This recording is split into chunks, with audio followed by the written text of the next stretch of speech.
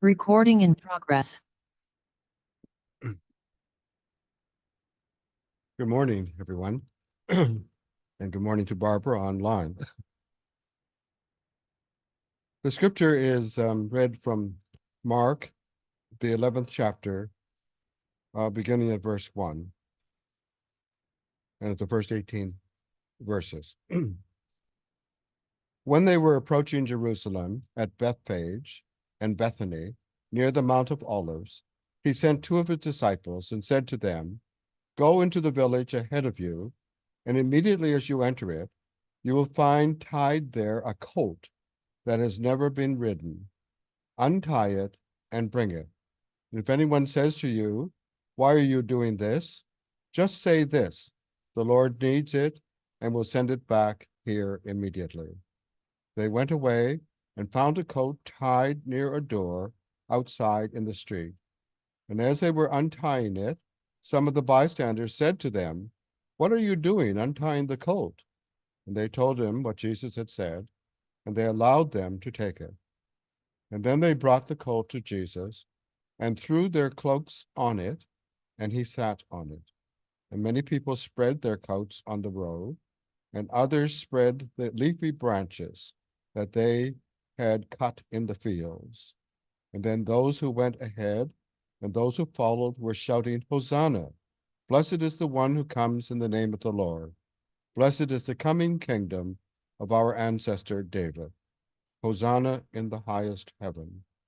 And then he entered Jerusalem and went into the temple.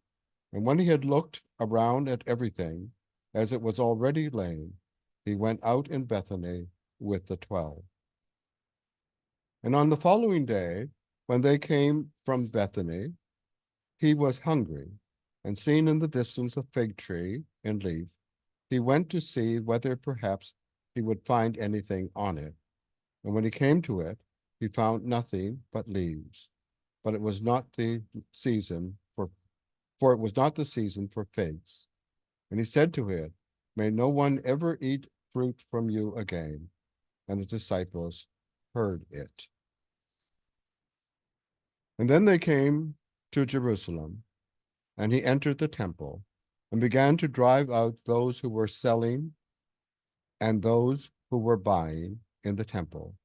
And he overturned the tables of the money changers and the seats of those who sold doves. And he would not allow anyone to carry anything through the temple. He was teaching and saying, "Is it not written, 'My house shall be called a house of prayer for all the nations,' but you have made it a den of robbers." And when the chief priests and the scribes heard it, they kept looking for a way to kill him, for they were afraid of him, because the whole crowd was spellbound by the teaching. And when evening came, Jesus and his disciples went out of the city. May God bless to our understanding, and hence to our daily living, the message found in this reading. I've titled the sermon, Jesus' Righteous Anger, and the sermon is based on his entry into Jerusalem. During Jesus' time on earth, Judaism was the national religion of the Jewish people. Its religious and administrative center was the temple in Jerusalem that was governed by a collegium of priests. Now, Israel had a long history of being conquered by other nations and ruled by various external colonial powers. And thus its own political and religious leaders were vulnerable to various forms of corruption as they would seek favor, access, influence, and even material gain from their foreign rulers.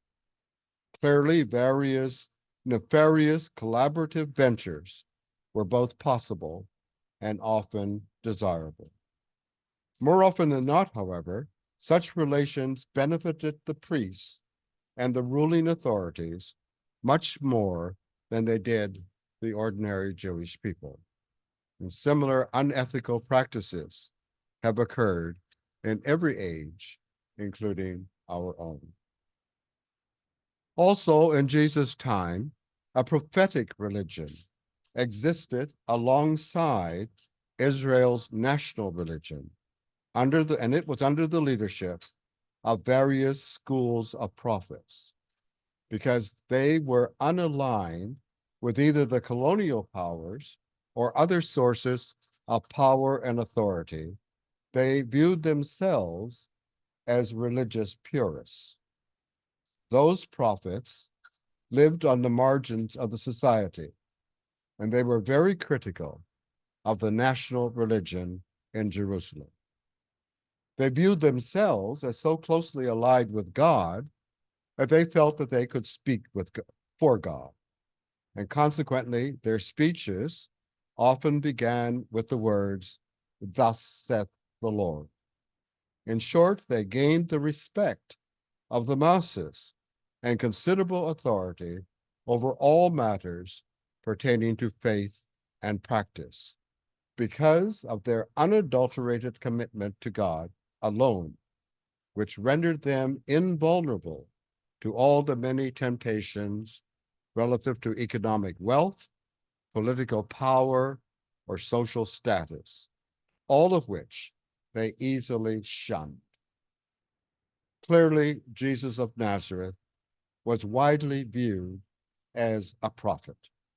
He lived his life wholly dedicated to God and was widely recognized as a rabbi called to the mission of full-time theological teaching and preaching. And similar to other prophets, he was undeterred by any competing interests. Also, like other prophets, we know very little about Jesus' 33 years of life on earth. Only fragments of his teaching have been preserved through the memory of those who were close to him. The last week of Jesus' life is the most memorable, largely because it involved the primary elements of his enduring legacy, namely his entry into Jerusalem, his attack on the business activity in the temple, his arrest, his trial, his crucifixion, burial, and resurrection. Now, most ordinary people from the countryside went to Jerusalem only a few times in their life, if at all, because the expense of doing so was prohibitive for most of them. Until the last week of his life, however, Jesus' mission had taken place entirely in the rural areas of Galilee. And Galilee was a region that many outsiders viewed the people to be backward because they were uneducated. They were viewed as being boisterous, rowdy, and even riotous.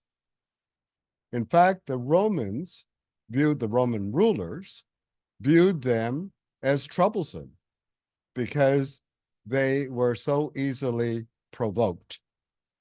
They were also easily recognizable because of their distinct accent, which incidentally was how, after Jesus' arrest, a young servant woman in the garden recognized Jesus because she recognized him to be a Galilean because of the way he was speaking.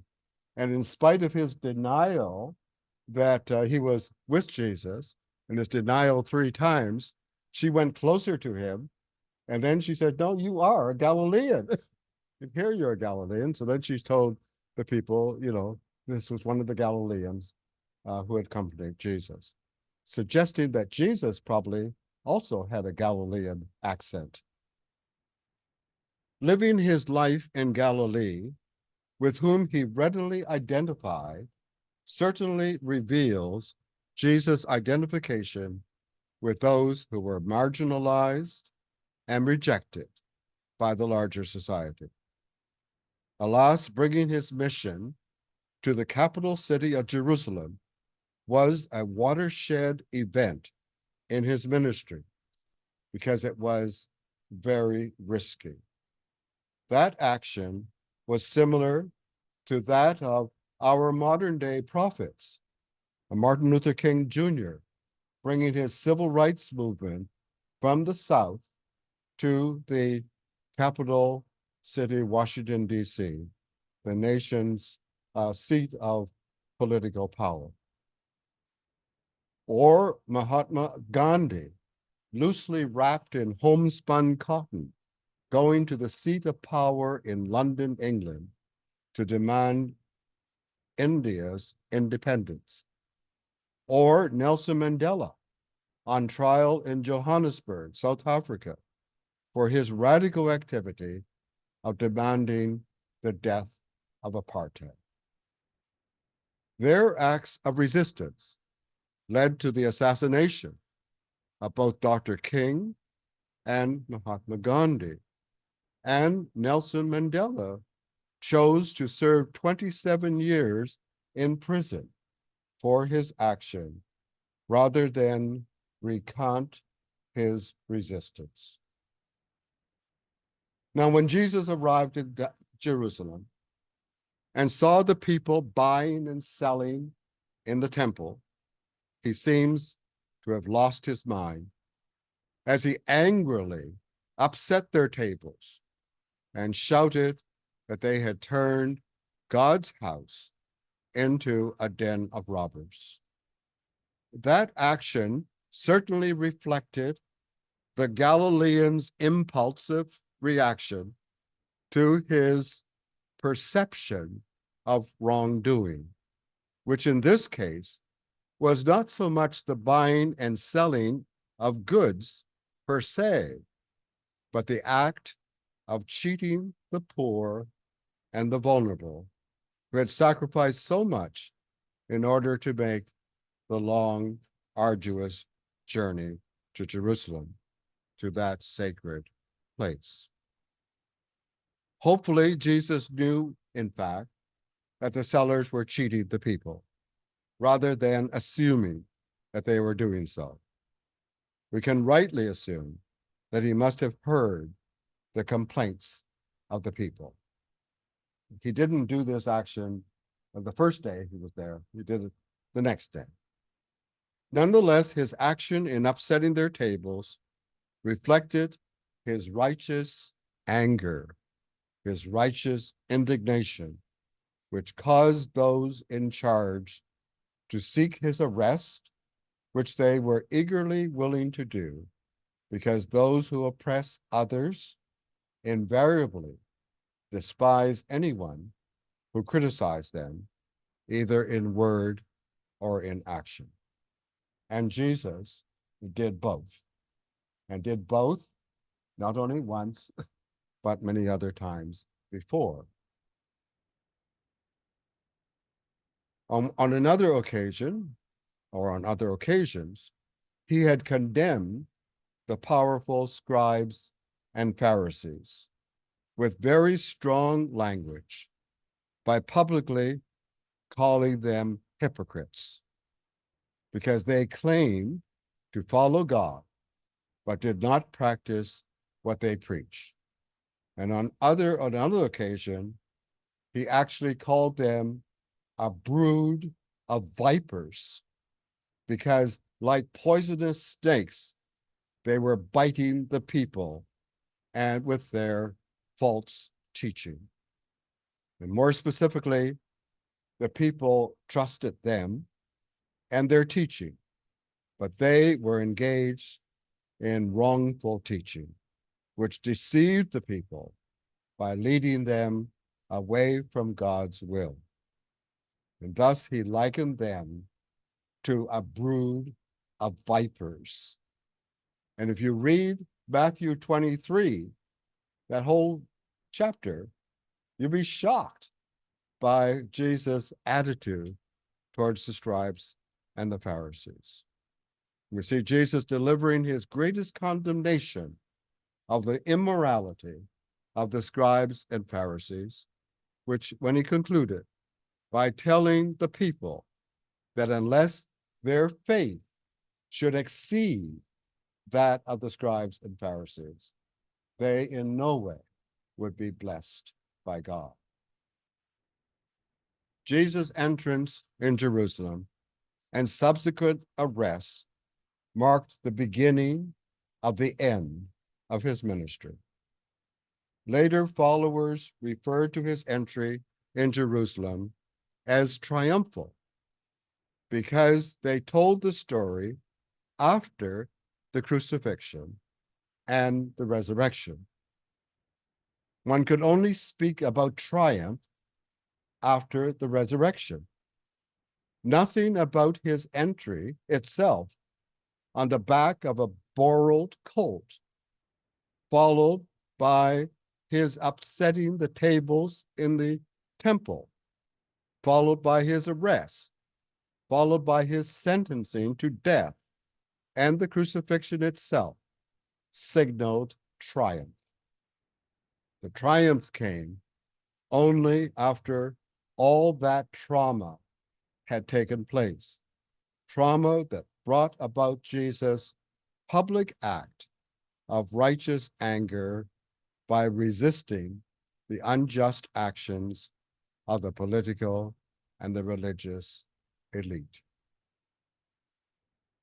And finally, many of the social conditions that provoke Jesus' anger are present day realities right here where we live, namely ordinary people being cheated and abused by powerful political, economic, and even religious elites, even here in this country.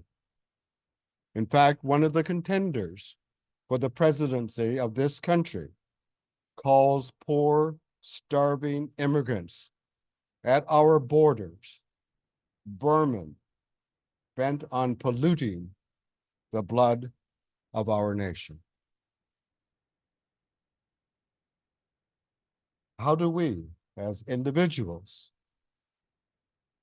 and a small band of Jesus followers here at Church on Main, express our religious anger, our righteous anger?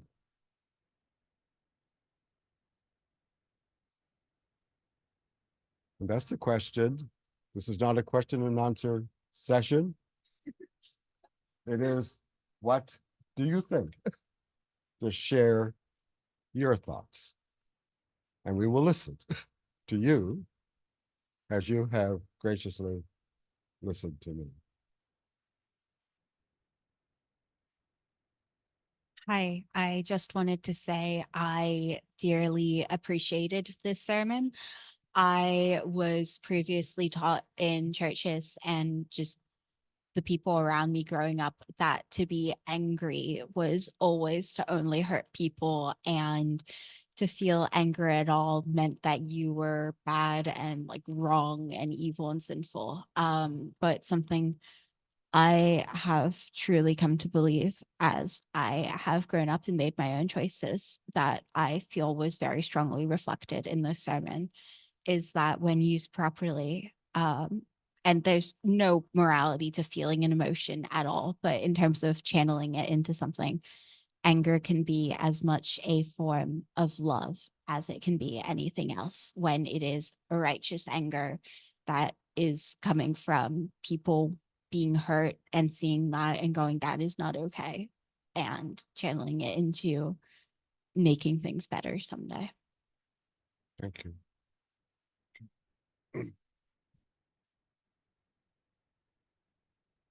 I really appreciate, first of all, I feel like I could quote you on that, what that anger is a righteous anger can be a form of love. And I agree. I just never thought of it that way. Yeah.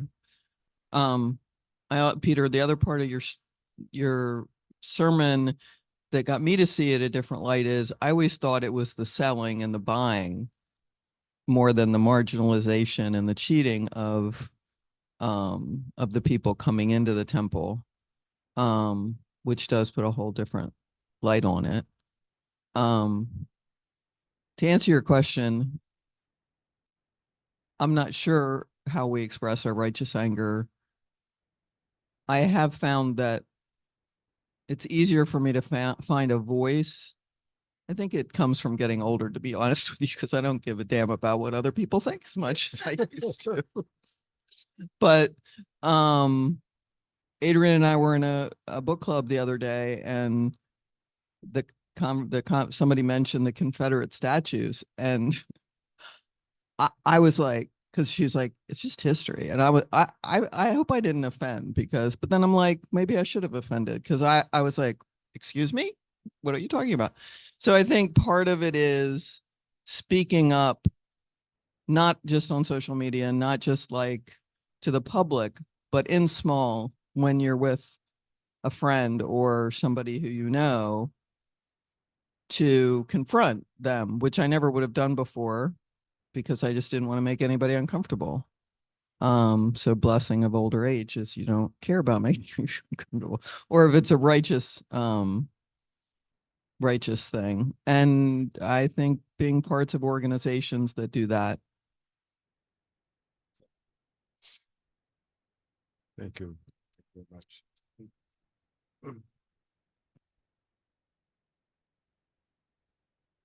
All I kept thinking about when you were talking about the money changers, and all I could think about was how much money have people over the centuries given to, in the name of the Lord, to people who have misused it and never used it in the name of the Lord. And that's churches, many churches, and many organizations that trick you into thinking that you're doing what you think that the Lord wants you to do, because we were always taught to listen to our pastors and listen to our elders, and that they were the smart ones, the doctors and the lawyers and all those. They knew exactly what the Lord wanted them to do. And I think about that, and I think maybe we just need to think about how we spend our money in helping our neighbors, and not worried about whether it was meant. That we know what the Lord wants us to do. The Lord wants us to help our neighbors and to love our neighbors and care about each other. That's the main thing that I've gotten from the Gospels for years, but it's not always what I've done. So I have to think about where I spend my money, what little I have, where does it go to best represent the Lord. Good, good. Thank you, Judy. Thank you. Thank you, Peter. That was a very powerful message. I think probably one of my favorite sermons that you've preached. I really I appreciate the conversation about righteous anger on Palm Sunday. I think a lot of times when I've heard sermons on this day, they're very disembodied. They're very focused on kingship and lordship and beautiful, beautiful things, but almost like untouchable, intangible, not something that we can relate to, really. And I think thinking of Jesus's entry into Jerusalem as his expression, as a confrontation, as a protest, as a way for him to be angry in a righteous way is really beautiful. And I appreciate that you connected it to some of our modern prophets that we know today, because yeah, I don't think that we connect our spirituality to some of these movements very often, but I appreciate that we get to do that here at Church on Main. But really beautiful connection. Obviously, we know how this week ends. We know that his triumphant entry did not end well for him. and we know that we also celebrate that he resurrected and defeated those powers. But it's a helpful reminder that what we remember this week is very tangible and something that we can participate in. So thank you. Very risky to be a prophet. Yes. I wanted to bounce off of what Judy said, because something that I feel very much ties this passage to our modern day when it comes to people wanting to help and wanting to do these good things, and that being taken advantage of, is how sad and honestly despicable I find it that not every thing that poses itself as a charity is actually dearly focused on helping and assisting with the things they do, and how hard you often have to research to figure out, okay, if I donate here, is it actually going to this cause, or is all of it funneled back into advertising and the CEO's pockets and not into actually helping people? Or how oftentimes when you go to stores, they will ask you if you want to round up to donate to a charity, right? And they use that as a tax deduction. And that is just sad to me, that instead of it really for them truly being about helping these people, it comes back to their own personal profit at the end of the day. But also how beautiful it is that we have the ability now to really research the organizations and movements that we give our money to, and how we're able to directly help people in dozens of different ways and have that information now available to us daily. But I just feel like Jesus would be so mad about the number of charities that don't quite do what they say they're supposed to be doing. Thank you, Theo.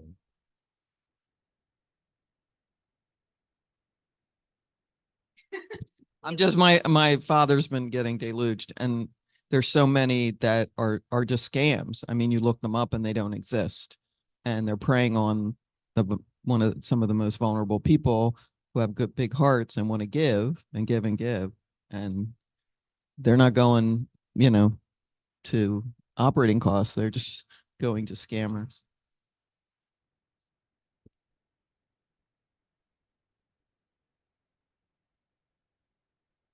Well, thank you all. Oh, anything, Barbara? Simpson? Okay, good. Yes. When you were reading the scripture, Jesus said that it was his father's house and it was a place for prayer for all nations. Was it plural, or was it just nation, meaning the nation of Israel? I thought it was plural. And I'm thinking when you read it, it sounded to me like it was plural. And I'm thinking, okay, so then that's a house of prayer for all nations everywhere. Yeah. What? Victory. That bothers me, but I don't want to get into it. A house of prayer for all nations. In fact, Howard Thurman was so inspired by that verse of that back in the late 1940s, he started a church in San Francisco and was called the Church for All Nations. And remnants of that church still exists. And the idea was that it would be, the church should be for all peoples on earth and not for any particular group of people. Yes. This is on the periphery of everything you talked about, which was very powerful. But I've listened to, as many of us have, that passage many times. And today was the first time when I heard it, that it struck me when he told his disciples to get the colt that had never been ridden before. Yeah. The power of that, Yeah. that actually, and horses, colts, donkeys need to be broken to be ridden. And he rode an animal that was not accustomed to having a passenger, and we don't hear anything about any got bucked off the, that, any issues with that nature, the animal accepted him. Yeah. Yeah, knew who was riding, or, something to that point. Yeah, So, well, that's really interesting. I spoke once in the past about this as being as being a parody on the triumphal marches of the military commanders returning victoriously from battle. And they come with mounted on their horses with lots of silver and brass gleaming in the sunlight and so forth. And this is it's a parody of coming in on the back of a colt. Nothing could be more lowly than that. And some of the pictures that we've seen artistically, his feet are virtually almost dragging the ground because the colt is so small, and so forth. But I think that the whole thing is is a parody on the military triumph. Yeah. From Jasmine, Sure. we have loved this sermon, Peter. Thank you. Thank you. Well, thank you all very much as we continue the service.